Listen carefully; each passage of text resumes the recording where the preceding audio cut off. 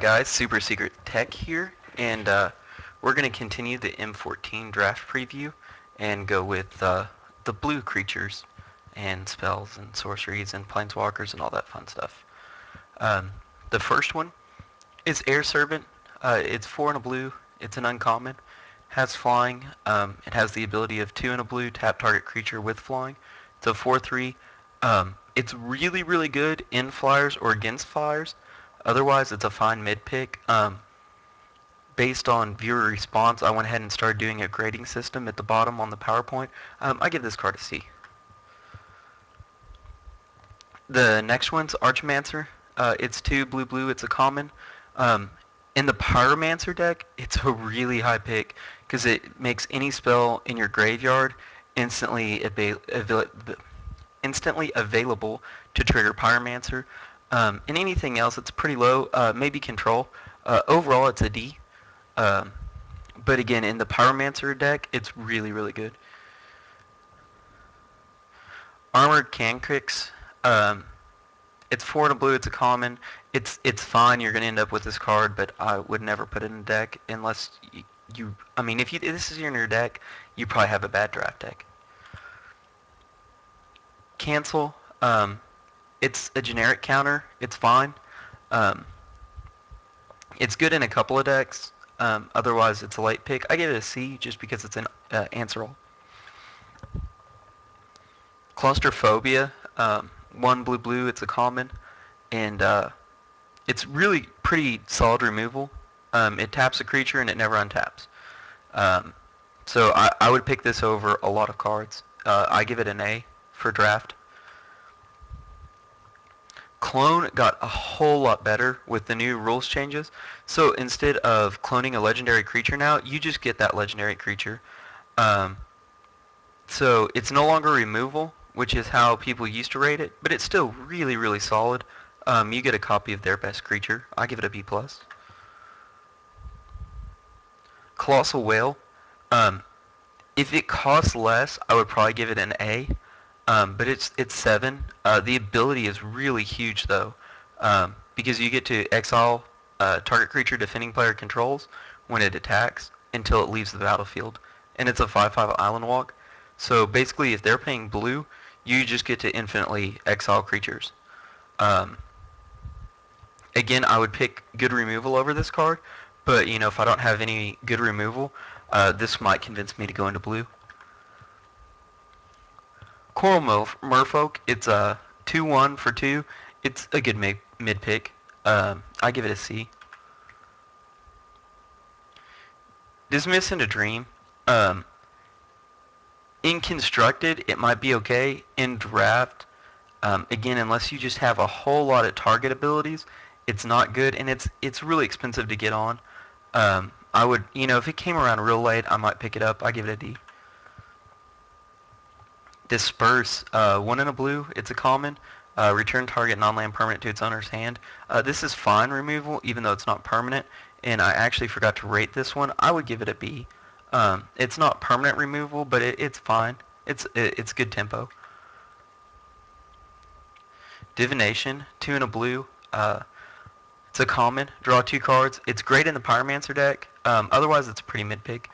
In the Pyromancer deck, if you go this route, basically any instant or sorcery that you see that's even like remotely decent, you're gonna pick really, really high, or else the deck's just not gonna work. So remember that if you're drafting the Pyromancer deck, that you really, really have to pick this, like any decent or good instants and sorceries really high. Domestication. If it didn't have the second ability, it would be an A+. But at the beginning of your end step, if enchant creature power is 4 or greater, sacrifice it. It's only, it's a mind control for little creatures. It's fine, but it's not really what you want. You want cards that are going to answer big, big threats. Elite Arcanist. This guy is really, really good in several different decks. In draft, just the ability to copy and reuse an instant card over and over and over again, because it doesn't say a blue instant card. So like if you got a shock, for instance, you could pay one um, and shock them every turn. Like that's just a really good effect. Um, Again, you have to have the cards to back it up. So be careful that if you do pick this guy high, um, that you're getting cards that support him. You know, you can't run just 2 instants in your deck and think this guy's going to work. You know, you have to have a lot. And this plus Pyromancer is really good um, because you cast the spell, so it still triggers Pyromancer. Um, so that's really, really good in that deck. Essence Scatter, I'm really disappointed that they went from Remove Soul to Essence Scatter. Mainly just because Remove Soul had some really, really good artwork, and Essence Scatter is some of the worst artwork in Magic. Um, and that's just my own personal preference. Um, but I don't understand why they changed it. It's fine late to mid, depending on your deck. It's a D card though. Um, you know, this isn't anything you're gonna first pick. Frost Breath, um, in tempo or control, this card's really good. And even in Pyromancer, it's really good because it clears the way for your attackers. But otherwise, you know, if you pick it up late, it's great. Overall, D. Gale Rider Sliver. Um, this is really solid for slivers. Anything else is just kind of blah. Um, but it's a good hate pick. If you want to hate out against the sliver deck and you're already in blue, it's a fine card to pick up. I give it a B. You'll notice that with a lot of the slivers that I kind of give them B's and C's just because it's going to be hard to get a really good sliver draft deck, but if you do, you're going to trample over just about everybody. Glimpse the Future. It's a 2 and a blue. It's a sorcery, which is the only reason that it's not higher than a D. If it's an instant, it would probably be higher. I'd probably rate it a C. But you look at the top 3 cards of your library, put one of them in your hand and the rest in your graveyard. Again, for draft, it's okay. It's nothing to get excited about. It's nothing to pick early.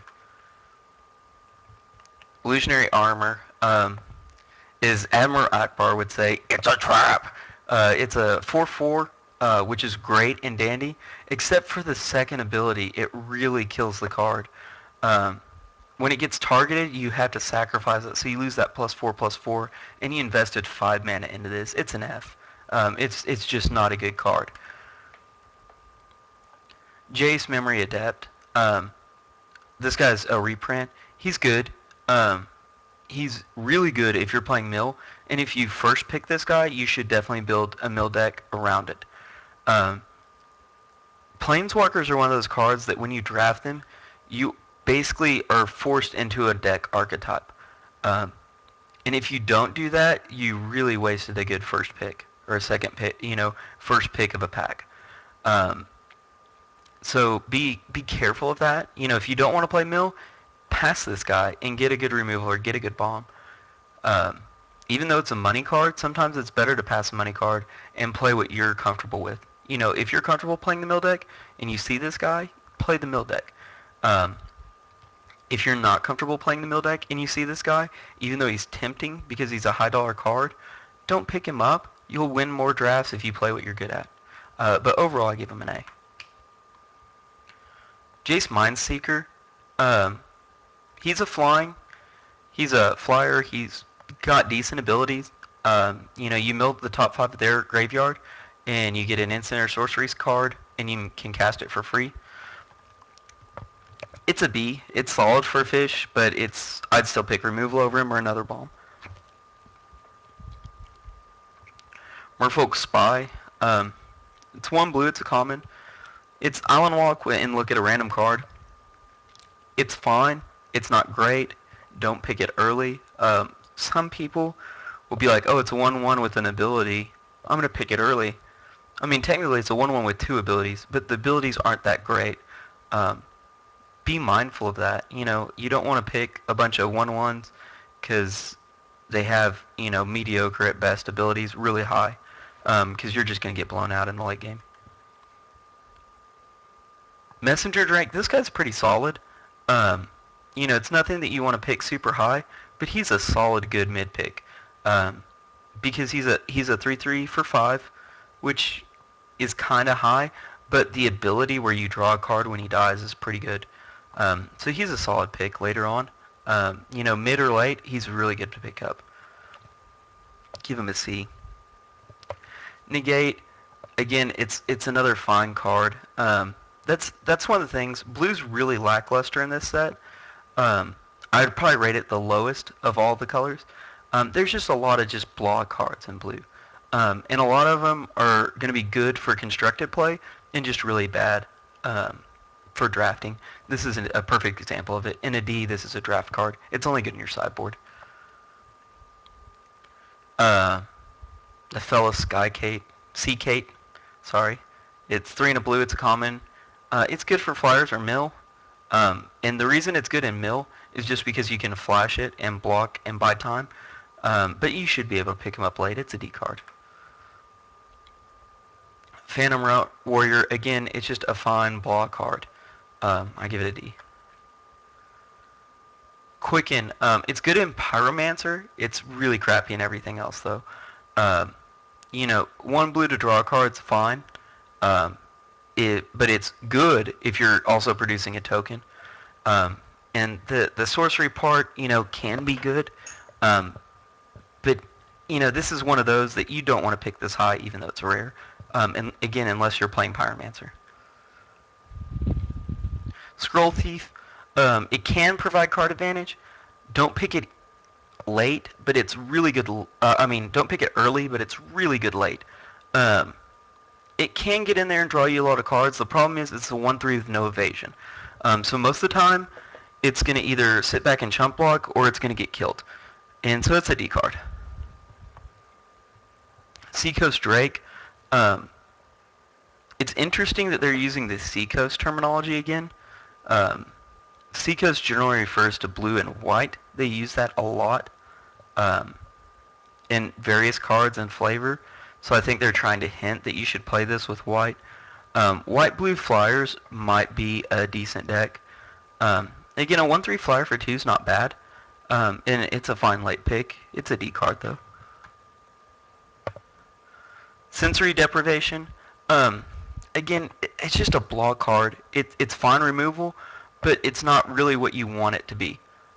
You want removal to really kill the creature, and this just takes the toughness or the power down to 3. If it took power down to 3 and toughness down, 1, it would be probably a B card. But without that, it's a C. Spell Blast, again, it's just another fine blah D card that blue's full of. Tidebender Mage, this guy's really cool. I like him. He's good in the sideboard, and he's possibly a main deck card, just because it's a 2/2 for 2 with an ability.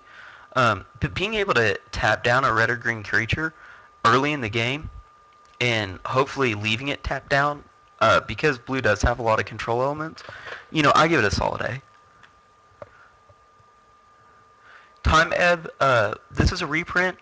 It's not permanent removal, but it's fine. It's B. At least it gets it off the board, which is better than, a lot of blue's removal. And it gives you the possibility to counter it or do something else with it. It also, let me go back to that for a second. The other thing that's nice is it puts it back on top of their library, so that negates them a draw. That's what makes it better than a couple of the other cards. Like, it's better than Disperse because it puts it on top of their owner's library, even though it's at sorcery speed. Tomb Scour, again, it's fine in mill. Otherwise, don't even bother picking it. If you're not playing the mill deck, don't touch this card, even if it's like a 14th pick. If it's a 14th pick and you don't have another card in your colors, then sure, but otherwise, don't. It's a D card. Trained Condor, it's a flyer, it's a 2/1. It's good for tempo and flyers. It's a C card. You're probably not going to, this is going to be a late mid pick and a late game pick, just because it's not super exciting, but it does have some really good synergies because you can pick any target creature you control that gains flying. So that gives you some possibilities with some of the other cards where you get evasion on cards that otherwise don't have it. That's why it's rated a little higher than some of the others. Reusable effects are huge in draft. Traumatize, I'm giving it a B just because it's really good in the mill deck. It's fine in a non-mill deck as a mid pick, but you don't want to pick it high. It's just a good card. You know, taking out half their deck, especially in a limited format, is pretty huge. Wall of Frost, the ability on it is good. It's good for control. It's good for mill. Other than that, like if you're playing tempo or if you're playing flyers, you probably don't want to use this card. It's a C card though. Warden of Evos Isle. It's really good in flyers just because it reduces the casting cost of all other flyer creatures, and there's some high ones. Otherwise, though, it's just kind of meh. I give it a B though because in flyers it's really really good. Water Servant. This could have been a so much better card. It's okay, but again, it's not really the bomb that you're wanting it to be. You know, it's not a Sarah Angel. You know, um, it's a C card, but blue's really missing in the bomb category. Wind Raider Sphinx. Um, the most disappointing mythic I would think in the whole set. It's good in flyers, but that is it. Um, and it's not even like gonna kill him because it's a 3/7. You know, it's basically a wall. You're not gonna really ever attack with this guy. You might just get the draw card, but you're more than likely gonna even just leave this guy back to block. He's not exciting, but he is a B just because of the ability and the fact that he is a good wall. But again, I pick another bomb, like a better bomb, or a good removal over it any day of the week. Zephyr Charge, I kind of put a fact on this one. R&D is Red Hot Chili Pepper fans. You know, they, there's a line in one of their songs where it's "Fly Away My Zephyr." Zephyr Charge, and the target creature gains flying. It's a C card. It's a great homage to Red Hot Chili Peppers, though. All right, that's all. The next set that I'm going to be doing is black. Again, the overall set rating is 5th for this one. Blue just has a lot of just block